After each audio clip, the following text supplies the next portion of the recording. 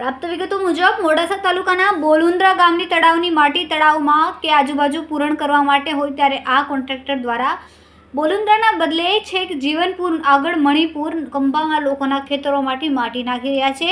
એક પંચાયત મૂકીને બીજી પંચાયતમાં કાળી માટીનો કારોબાર કરનાર વેપાર કરવામાં આવી રહ્યો છે। ત્યારે માટી ભરીને જતા મોટા ટરબામાં ખુલ્લી માટી ભરીને જતા આ ટરબામાંથી ખુલ્લી માટી ઉડી રહી હોવાનું ખુલ્લેઆમ જોઈ રહ્યું છે।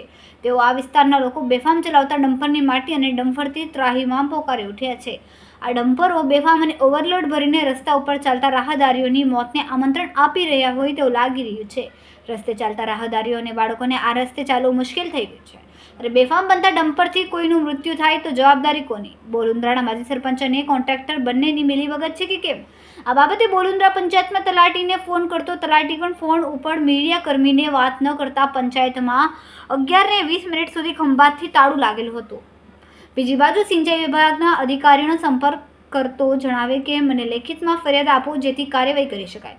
ત્યારે શું અરવલ્લી જિલ્લાનું ખાણ ખનીજ વિભાગ કે સિંચાઈ વિભાગને કોન્ટ્રાક્ટરોની ખેતરોમાં વેચવા માટેની ઇજારો આપે છે કે કેમ?